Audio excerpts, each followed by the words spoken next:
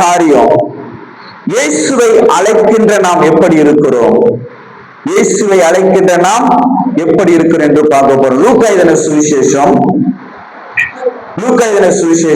7வது அதிகாரம். லூக்கா எழுதின சுவிசேஷம் 7வது அதிகாரம்.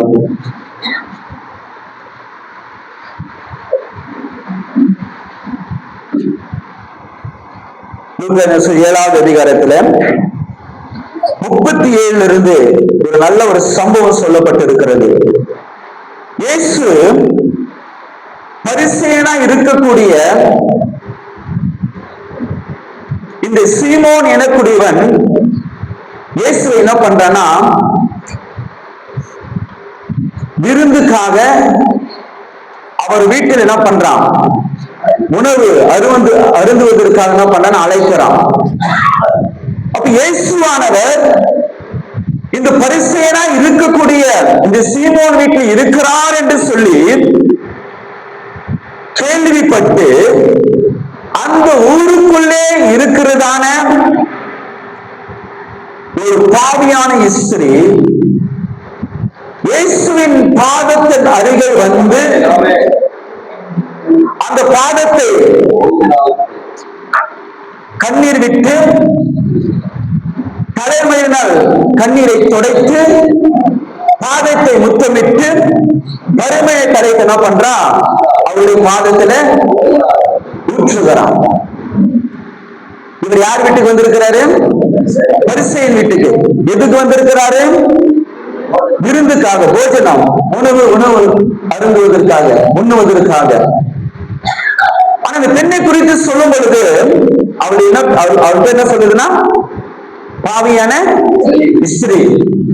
பேர் இருந்திருக்கும், அந்த பேர் சொல்லப்படல. அவள் வந்து இயேசுவின் பாதத்தை பிடிச்சு அழுது கண்ணீர் விட்டு தலைமையினால் துடைத்து முத்தமிட்டு பரிமள தைலத்தை என்ன பண்றா, பூசுறா. இதை பார்க்கிற இந்த சீமோன் என்ன செய்யறாருன்னா, இவர் உண்மையான தீர்க்கதரிசியா இருப்பாரானால் இந்த பெண் யார் என்பதை, எப்படியாப்பட்டவள் என்பதை இவருக்கு தெரியுமே. இவள் இவ்வளவு பெரிய பாவையா இருக்கா. இவன் போயிட்டு என்ன பண்றா, பாதத்தை என்ன பண்றா, அழறா, தலைமையில தொடைக்கிறா, முத்தமிடுறா, என்ன பூசுறா. அப்ப இவர் உண்மையான தீர்க்கதரிசியா இருந்தா இந்த பெண் என்ன பண்ணிக்கணும், இவரை தொடும் பொழுது இவர் என்ன பண்ணிக்கணும், தொடாதன்னு சொல்லியிருப்பாரு இல்ல, தொடாதன்னு சொல்லியிருப்பாரு இல்ல அப்படின்னு சொல்லிட்டு இயேசுவை அழைத்த அந்த பரிசேயன் இயேசுவை எப்படி நினைக்கிறான்னா, இது உண்மையான தீர்க்கதரிசியோ அப்படின்னு சந்தேகப்படுறான். என்ன பண்றான், சந்தேகப்படுறான். இயேசு மேல ஒரு சந்தேகம். யாரு? இயேசுவை அழைச்சவன். இயேசு மேல சந்தேகம். அந்த பெண்ணை என்ன நினைக்கிறாங்கம்மா, இவள் பாவியான பெண்ணா இருக்கிறாளே, ஸ்திரியா இருக்கிறாளே. நல்ல கவனித்துக் கொள்ளுங்க. இயேசுவை அழைத்தவன் தான், ஆனா இயேசு மேல ஒரு சந்தேகம். இயேசுவை அழைத்தவன் தான். அந்த வீட்டுக்குள் வந்த அந்த பெண்ணை இவள் பாவியான பெண் என்று சொல்லுகிறான். இன்னைக்கு இந்த பரிசேயனை போலதான் நிறைய கர்த்தரை அறிந்த ஒரு கூட்டம் கிறிஸ்தவர்கள் இந்த பரிசேயனை போலதான் இருக்கிறாங்க. ஒரு கூட்ட ஜனம் கர்த்தருக்கு உண்மையா இருக்கிறாங்க, ஆனா ஒரு கூட்ட ஜனம் இந்த பரிசேயனை போலவே இருக்கிறாங்க. அதே மாடல் இருக்கிறாங்க. இயேசுவை அழைக்கிறோம், எத்தனையோ காரியத்துக்கு இயேசுவை அழைக்கிறோம். இயேசப்பா அழைக்காம இருக்கிறோமா? ஒவ்வொரு நாள் இயேசப்பா அழைப்போம்.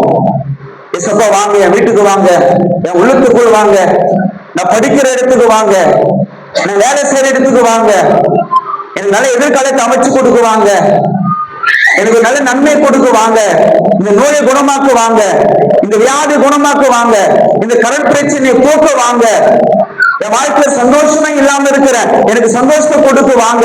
ஒவ்வொரு நாளும் இயேசுவை அழைக்கிறோம். அமேன் சொல்லுவோமா? அமேன் சொல்லுவோமா?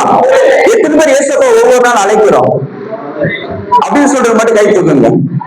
அப்ப ஏசப்பா அழைக்காதனாலே இல்ல, எப்படின்னா அழைச்சிடறோம், எப்படின்னா கூப்பிட்டுறோம். அப்படித்தானுங்க.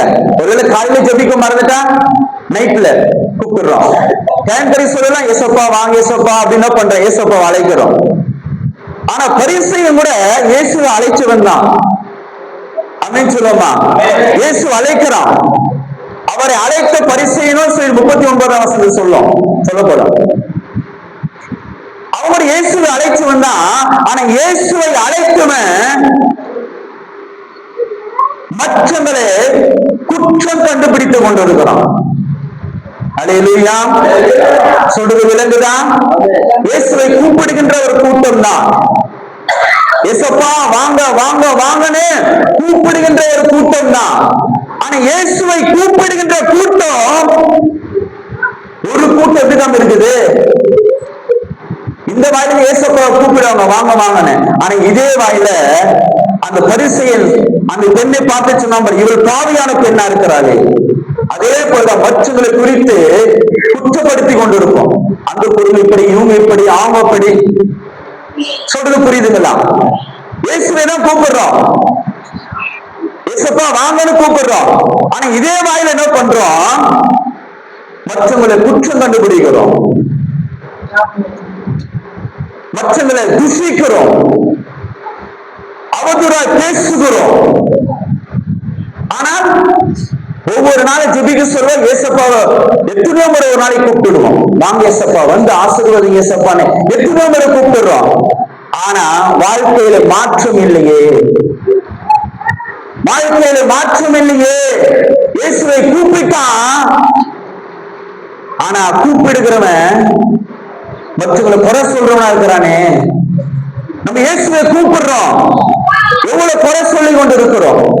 இந்த நாவலை ஆண்டவருக்கு பிடிக்காத பொய்யான வார்த்தைகள், பெருமையான வார்த்தைகள், துஷணமான வார்த்தைகள் எவ்வளவு வந்து கொண்டிருக்கிறது. அதான் அந்த சொல்ற ஜனங்க உதட்டினால் என கனம் பண்றாங்க, உள்ள தூரமா இருக்குது. இயேசுவை வாயில கூப்பிடுறோம், அழைக்கிறோம், அழைச்சிட்டு பேருக்கு அதுக்குரிய கணத்தை கொடுக்கிறோமா? அதுக்குரிய கணம் இருக்குதா? இல்ல. நல்லா புரிந்து கொள்ளணும், யாருக்கோ இல்ல. கர்த்தர் ஒவ்வொருவரும் பேசிக் கொண்டிருக்கிறார். நாம் எப்படி இருக்கிறோம் என்பதை கர்த்தர் நம்மளை காண்பித்துக் கொண்டிருக்கிறார். இயேசுவை அழைத்தவன் தான், ஆனா ஆண்டவரை கனப்படுத்தலாம். இயேசுவை கூப்பிட்டவன் தான், வாங்க எங்க வீட்டுக்கு உணவருங்க வாங்க அப்படின்னு கூப்பிட்டவன் தான். ஆனா கூப்பிட்டவன் ஆண்டவரை அசட்டை பண்ணினான், ஆண்டவரை கனப்படுத்த மறந்து விட்டான். இன்னைக்கு இயேசுவேன்னு கூப்பிடுறோம், ஆனா அவரை கனப்படுத்தல, அவருக்குரிய கனத்தையும் மரியாதையும் செலுத்தாமல் தவறிவிட்டு விட்டுகிறோம். இதே வாயில கூப்பிட்டு இதே வாயில அவன் அந்த பெண்ணை பார்த்து இவ பாவியான பெண்ணை சொல்லி சொன்னானே, அது போலதான் நீ இருக்கிறது. உண்மையா உள்ளத்தின் ஆழத்திலிருந்து இயேசப்பா என் வாழ்க்கையில வாங்க, நீங்க என் வாழ்க்கையில எனக்கு வேணும், என்ன முழுவதுமாய் உங்களுக்கு ஒப்பு கொடுக்கிறேன்னு சொல்லி முழு இருதயத்தோடு ஆண்டவருக்கு ஒப்பு கொடுத்து உண்மையாய் கூப்பிடுகிறவங்க அவரை கனப்படுத்துவார்கள், அவருக்குரிய கனத்தையும் மரியாதை செலுத்துவாங்க. உதட்டளவுல கூப்பிடுறவங்க ஏதோ தேவைக்காக அவங்க காரியம் நடக்கணும், அவங்க கஷ்டம் போகணும் அப்படின்னு சொல்லிட்டு கூப்பிடுறவங்க உதட்டளவு தான் கூப்பிடுறாங்க. உள்ளத்தளவு என்ன பண்றது இல்ல, கூப்பிடுறது அவருக்குரிய கனத்தை கொடுக்கிறது இல்லை. இங்க என்ன பண்ண, இயேசு அழைத்த அந்த பரிசேயன் அங்க வந்த ஒரு பாவியான பெண், அவள் நிலைமை எப்படி, அவளுடைய வேதனை, கஷ்டம், துன்பம், அவளுக்கு பாவத்தில் அகப்பட்டு இருக்கிறார். எப்படி இந்த பாவத்தை விடுதலை ஆக போற நினைச்சு அவர் வாழ்க்கையில் நிம்மதியற்று இருக்கிறார். இயேசுவை குறித்து கேள்விப்பட்டு வந்து அவர் பாதத்தில் அழுது கொண்டிருக்கிறார். ஆனா இவன் என்ன பண்றான், அந்த பெண்ணையும் குற்றப்படுத்துறான், எல்லாத்துக்கும் மேல் இயேசுவே என்ன பண்றான், சந்தேகப்படுறான். இவர் உண்மையான தீர்க்கதரிசியா இருப்பாரா? இன்னைக்கு நம்மள அப்படித்தான் ஒரு சில காரியத்துக்கு ஜெபிப்போம், ஜெபிச்சு என்ன நடக்கலன்னா ஏசப்பா என் கூட இருக்கிறாரோ இல்லையன்னு தெரியலையே, என் ஜெபத்தை கேட்டாரோ கேட்கலன்னு தெரியலையே, நான் உபவாசம் இருந்தேனே, எனக்கு எந்த காரியம் நடக்கலையே என்று சொல்லிட்டு என்ன பண்றோம்? அவரு மேலே என்ன பண்றோம்? சந்தேகப்படுறோம். அல்லேலூயா, அல்லேலூயா. இயேசுவை அழைக்கிறவர்கள், இயேசுவை கூப்பிடுகிறவர்கள் அவரை கனப்படுத்தணும். அவர் மேல அவிசுவாசம் இருக்கவே கூடாது. ஆனா இந்த பரிசேயனுக்கு ரெண்டு பேடான காரியம், தவறான காரியம். இயேசுவை கூப்பிட்டு மற்றவங்களை குற்றப்படுத்துகிறான், இயேசுவையே என்ன பண்றான்? சந்தேகப்படுகிறான். அப்ப இயேசுவை கூப்பிடுகிற நான் எப்படி இருக்கிறேன்? முதல் காரியம், இயேசுவை கூப்பிடுகிற நான் எப்படி இருக்கிறேன்? முழு இதயத்தோடு அவர் கூப்பிடுறேன்னா, அவரை கூப்பிட்டு நானு அவரை கனப்படுத்துறேன்னா, அசட்டை பண்றேன்னா, ஒரு நாளைக்கு எத்தனை முறை இயேசுவே இயேசுவே நான் கூப்பிட்டு இருக்கிறேன்? இந்த பரிசேயனை போல நானு ஒருவேளை ஏசப்பா கூப்பிட்டு சொல்லி ஏசப்பா வந்துட்டு இருந்திருப்பாரு. ஆனா இந்த பரிசேயனை போல நான் ஆண்டவரை அசட்டை பண்ணிட்டு வாழ்ந்து இருக்கிறேன்னா, மற்ற எல்லாரும் மேல குறை சொல்லி கொண்டு ஒரு பரிசுத்தம் இல்லாம ஜீவியம் பண்ணிட்டு இருக்கிறேனா என்பதை நம்ம என்ன பண்ணோம்? யோசித்து பார்த்து நம்மளை சரிப்படுத்திக் கொள்ள வேண்டும். அல்லேலூயா. அப்ப பாருங்க, இயேசுவை அழைச்சுவன் இது எதுவுமே செய்யல, கனப்படுத்தல. இப்ப ஆண்டவர் சொல்றாரு, நான் உன் வீட்டுக்கு வந்தேன், என் பாதத்துக்கு தண்ணி குடித்தியா? குடிக்கல. ஆனா இவன் என்ன பண்றா? என் பாதத்தை கண்ணீரால நினைச்சா. நீ முத்தமிடல, இவன் என்ன பண்ணா? என் பாதத்தை முத்தமிட்டா. என் தலைக்கு எண்ணெய் கொடுக்கல, இவனோ மறுமலை தைலத்தை பாதத்துல ஊற்றினா. இப்ப சொல்றாரு, இவன் செய்த அநேக பாவம் மன்னிக்கப்பட்டு சொல்லி அந்த பெண்ணை ஆசீர்வதித்தான். அல்லேலூயா. அழைச்சுவன் கூப்பிட்டவன் ஆசீர்வதிக்கப்பட்டானாங்க? இல்ல. இன்னைக்கு நான் ஏசப்பா தான் கூப்பிடுறேன், ஏசப்பா தான் கூப்பிடுறேன், நைட்டு பக்கமும் கூப்பிடுறேன், சர்ச்சில் போய் கூப்பிடுறேன், முழங்கால் பட்டு கூப்பிடுறேன், உபவாசத்துல கூப்பிடுறேன் நினைச்சிட்டு நம்மளை ஏமாற்றிக் கொள்ளக் கூடாது. உதத்தினால் அவர் அல்ல, உள்ளத்தின் ஆழத்திலிருந்து உன் வாழ்க்கை ஒப்பு கொடுத்து அவர் உண்மையா நீ கூப்பிடுவானால் தான் அதுதான் அவர் கொடுக்கக்கூடிய மரியாதை, கனம். ஆனா அவன் கூப்பிட்டான், பாதத்துக்கு தண்ணி கொடுக்கல, முத்தமிடல, என்ன என்ன பண்ண? தலைக்கு வாக்குல அழைச்சிட்டு எவ்வளவு அசட்டை பண்ணினான் பாருங்கள். எவ்வளவு நிச்சயிக்கிறார் ஆண்டவர்.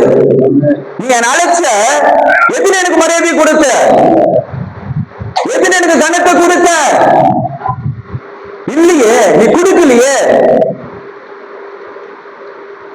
அதே கர்த்தர் நம்ம இடத்துல பேசுகிறார். நீ அழைக்கிற, நீ கூப்பிடுற, நீ எந்த விதத்துல என்னை கனப்படுத்துற, எந்த விதத்துல என்னுடைய வழியில நடக்கிற, எந்த விதத்துல எனக்கு மரியாதை எனக்கு செலுத்துற என்றுதான் ஆண்டு நம்ம இடத்துல கேட்கிறார். அல்லேலூயா, அல்லேலூயா. இயேசுவை கூப்பிடலாம், ஆனா நான் கூப்பிட்டு அசட்டை பண்றவனா இருக்கிறனா, அப்படி இருப்பேனா ஆண்டவர்கிட்ட மன்னிப்பு கேட்கணும். அந்த பரிசேயனை போல என் ஜீவி இருக்கக்கூடாது. ஆண்டவர் உங்களை கூப்பிட்டு நான் பண்ணுவேன் அசட்டை பண்ணிட்டு, ஆண்டவர் எத்தனையோ முறை கூப்பிட்டு கூட என் வாழ்க்கை நான் மாத்திக்கல, மற்றவங்களை குறை சொல்றவனா, உண்மையிலே சந்தேகப்படுறவனா, என் ஜீவியத்தில் எந்த மாற்றமே இல்லாமல் ஏதோ தேவைக்காக கூப்பிட்டுக்கிறேன், என் தவறுகளை நான் அறிக்கை எடுக்கிறேன். ஆண்டவர் அந்த பரிசேயனை போல கூப்பிட்டு உன்னை அசட்டை பண்ண மாட்டேன் அப்படின்னு சொல்லி இன்றைக்கு உங்களை ஆண்டவருக்கு ஒப்பு கொடுங்க.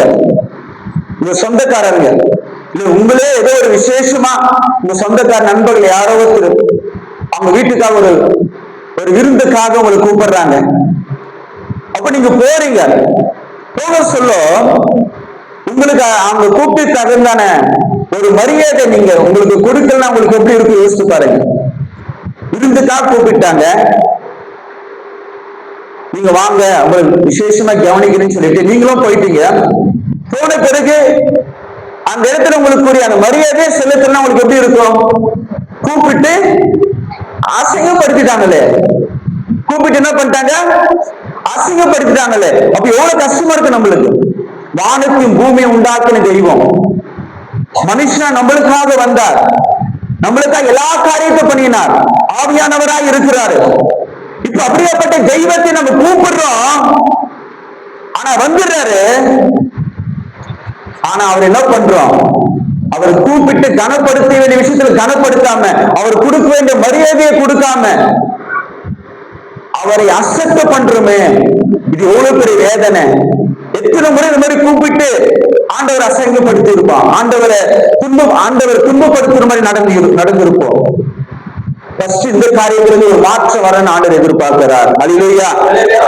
இருதயத்தில் கை வச்சு சொல்லுங்க, இயேசு அழைக்கிற நான் எப்படி இருக்கிறேன்? அந்த பரிசீலனை போல இருக்கக்கூடாது அப்படின்னு சொல்லிட்டு இன்றைக்கு ஒப்பு கொடுங்க. அல்லேலூயா, அல்லேலூயா.